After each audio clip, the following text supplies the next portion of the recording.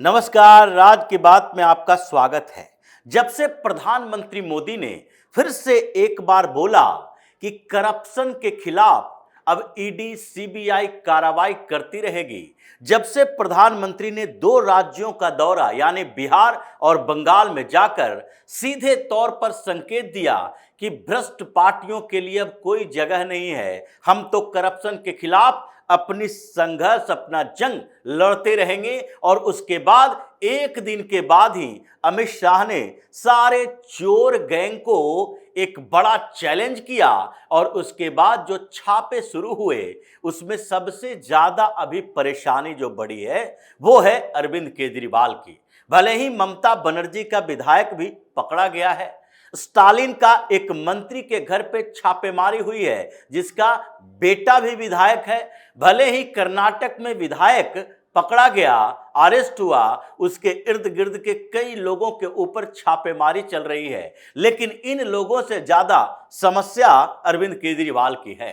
क्योंकि अरविंद केजरीवाल की पार्टी इन दिनों ये सोच रही थी कि हम जो कर रहे हैं उसमें अब ईडी और सीबीआई को चकमा देने वाले काम कर रहे हैं। न तो ट्रायल को अभी होने देंगे शराब घोटाले में और न ही दूसरे घोटाले अब उजागर होंगे, क्योंकि अभी तो हमारी सरकार दिल्ली में है नहीं, तो अभी दिल्ली की सरकार भी शांत बैठी है, केंद्र सरकार के तरफ से भी हमारे खिलाफ कोई बात नहीं की जा रही और पंजाब में व्यस्तता और दूसरी तरफ ईडी और सीबीआई भी हमारे पुराने घोटालों की फाइल को धूल धक्कड़ में छोड़कर बैठ गई है, इसलिए अभी सुरक्षित हैं। लेकिन अचानक से दो ऐसे खबरें आई केजरीवाल के लिए जिसके कारण पूरा का पूरा ये केजरी गैंग एक्टिव हो गया, क्योंकि इनको लगने लगा कि हमारे सारे नेता ऐसे हैं जो बड़े बड़े नेता जिनकी बात ये लोग करते हैं वो सारे के सारे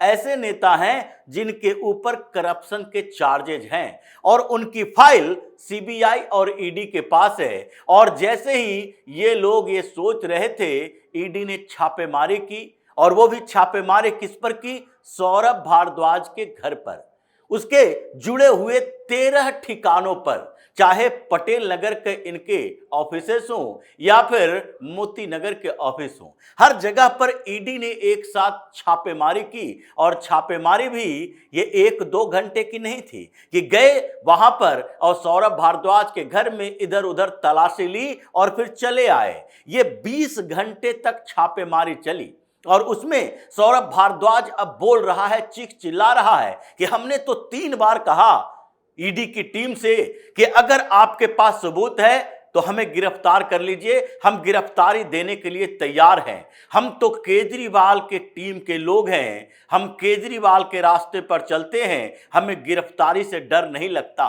गिरफ्तारी से डर तो लगता है, इसी की वजह से तो आजकल छटपटाहट है, क्योंकि ये सौरभ भारद्वाज अभी कौन सी जिम्मेदारी निभा रहा है? सौरभ भारद्वाज दिल्ली प्रदेश का आम आदमी पार्टी का अध्यक्ष है और ये लोग कह रहा है कि सौरभ भारद्वाज उस समय मिनिस्टर नहीं था जिस समय के ये घोटाले की बात कही जा रही है, लेकिन मिनिस्टर तो वो भी था, एक्सटेंड तो उसने भी किया, पैसे की बढ़ोतरी का सैंक्शन उसने भी किया, लेकिन केवल सौरभ भारद्वाज की बात नहीं है। ये जो स्वास्थ्य घोटाला है एकमात्र घोटाला दिल्ली सरकार की नहीं है और ईडी ने जो 20 घंटे की छापेमारी की है, ये अब सामने आ रहा है कि ईडी को भी ऐसे दस्तावेज मिले हैं, 1-2 नहीं 7 ऐसी फाइलें मिली है, दस्तावेज मिले हैं, जिसके कारण आतिशी मार्लेना का भी नंबर आने वाला है, उसकी समस्या भी बड़ी है। वो मुख्यमंत्री थी और सौरभ भारद्वाज स्वास्थ्य मंत्री था और आतिशी मार्लेना मुख्यमंत्री रहते हुए ये जो सोच रही है कि हम तो कुछ समय के लिए मुख्यमंत्री रहे और उस समय कोई भी करप्शन के ऐसे चार्जेज अभी नहीं लगेंगे जिसके कारण हमारा भी नंबर आ जाए, ये नहीं हो सकता, क्योंकि मुख्यमंत्री रहते हुए इसने भी उन फाइलों पर दस्तखत किए थे, सैंक्शन किए थे। और जो अधिकारियों को अरेस्ट किया जा रहा है, पहले के अधिकारियों को, जो पीडब्ल्यूडी डिपार्टमेंट के अधिकारी हैं, उन लोगों के खिलाफ भी कार्रवाई की जा रही है, सबूत वहां से भी मिल रहे हैं। लेकिन ये सबका मास्टरमाइंड कौन है? अरविंद केजरीवाल, जो अभी बेल पर बाहर है। और इसने क्या किया? इस बीच अरविंद केजरीवाल ने वो सारी जुगत लगाई जिसके कारण शराब घोटाले में, एक्साइज पॉलिसी में जो इसने घोटाला किए थे, जिसके कारण जेल के अंदर गया था, उस घोटाले में ट्रायल रुक सके। ट्रायल के लिए सीबीआई और ईडी दोनों ने कोर्ट में 2 अर्जी दी कि किसी तरीके से ट्रायल को शुरू किया जा सके, क्योंकि हमने तो चार्जशीट दायर कर दिया है और चार्जशीट में हमने सारे आरोप जो लगाए हैं उसके सबूत हमारे पास हैं, इसलिए ट्रायल शुरू होगा तो उसके बाद पता चलेगा आरोपी दोषी सिद्ध होगा और फिर से केजरीवाल की गिरफ्तारी होगी। लेकिन शराब घोटाले में गिरफ्तारी होती उससे पहले एक नए घोटाले में सबूत मिलने लगे। ये 20 घंटे की जो छापेमारी हुई है उसमें डिजिटल एविडेंस इसी तरह के मिले हैं कि सौरभ भारद्वाज को कहां से मैसेज आया था कि ये 800 करोड़ को 1125 करोड़ बनाया जा सके। ये 800 करोड़ खर्च करना है और उसको बढ़ाकर 1125 करोड़ कर दिए। 3 कंस्ट्रक्शन कंपनियां जो कि ब्राउनफील्ड हॉस्पिटल के लिए, यानी कि 13 इसमें से ब्राउनफील्ड हॉस्पिटल थे जिसका नया कंस्ट्रक्शन किया जाना था। कुछ जगह पर आईसीयू बेड बनाए जाने थे, कुछ जगह पर हॉस्पिटल में कुछ सुविधाएं दी जानी थी। 24 हॉस्पिटल के निर्माण की बात थी और वो ऐसे प्रपोजल थे जिसके बारे में अभी की सरकार कह रही है कि आम आदमी पार्टी के समय में जो प्रपोजल आए थे स्वास्थ्य विभाग में वो हॉस्पिटल बनाने के लिए अनुकूल है ही नहीं, उस पर आगे काम नहीं किया जा सकता, फिर से प्रपोजल बनाना पड़ेगा, क्योंकि वो प्रपोजल हॉस्पिटल बनाने के लिए नहीं थे, उसके पैसे खाने के लिए थे। टेंडर में गड़बड़ियां की गई थी, एक नहीं सारे घोटाले इनके अंदर हैं। तो इसमें किस तरीके से उस समय ये जो समय को आगे बढ़ाने के लिए कि कंस्ट्रक्शन के काम में कैसे वो कंपनी जो कंस्ट्रक्शन कर रही है उसको डिले करने के लिए कहा जाए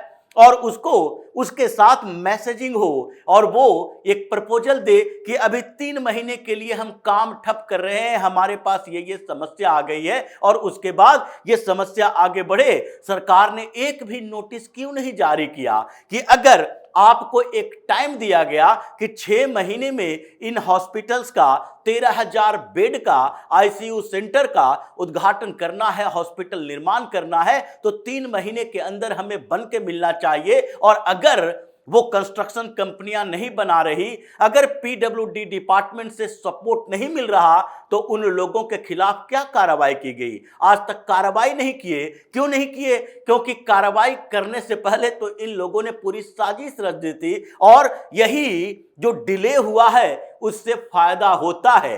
पहले के टेंडर और बाद के टेंडर में अंतर होता है और सैकड़ों करोड़ की हेराफेरी हो रही है। ये जो अरविंद केजरीवाल बार बार कह रहा है कि पीएम मोदी के बारे में हमने बोलना शुरू किया, उनकी डिग्री का विवाद हाई कोर्ट में पहुंचा और पूरी मोदी सरकार हमारे पीछे पड़ गई।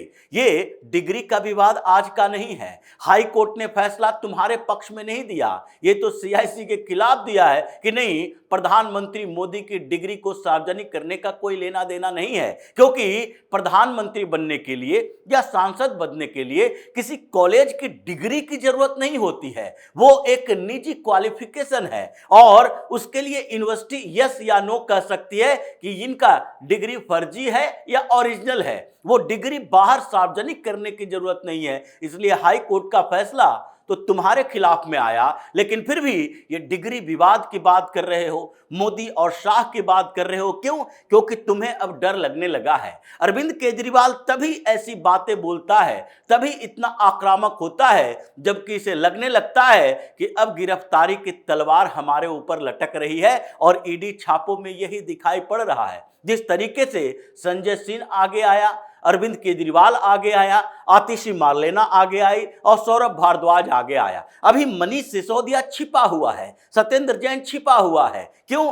क्योंकि ये दिल्ली में है ही नहीं। सत्येंद्र जैन और मनीष सिसोदिया, ये दोनों के खिलाफ पंजाब में आग इसलिए लगी क्योंकि इन दोनों ने वहां एक बंगला यानी कि सरकारी गेस्ट हाउस पर कब्जा करके वहीं पर अपना ठिकाना बना लिया और इसने यहां से लोगों को बुलाया, एक फॉर्मुलेट किया, एक नई नीति लाई और ये नीति थी लैंड पूलिंग की। और पंजाब में जाकर जब लैंड पूलिंग पॉलिसी इन लोगों ने लागू करवाने की कोशिश की और भगवंत मान की कैबिनेट में हंगामा शुरू हुआ तो भगवंत मान ने सीधे कह दिया ये पंजाब सरकार की प्लानिंग नहीं थी, ये प्लानिंग तो सत्येंद्र जैन और मनीष सिसोदिया दिल्ली से लेकर आए थे। इसलिए जब हंगामा हुआ, प्रदर्शन हुआ और उनके कैबिनेट में हंगामा शुरू हो गया कि नहीं नहीं इसे वापस करना चाहिए, तो भगवंत मान की सरकार उसे वापस लिया। लेकिन फिर भी सिसोदिया और जैन वहां पर टिका हुआ है। ये नई नीति लाने की कोशिश कर रहा है कि वहां पर किसी तरीके से चुनाव से पहले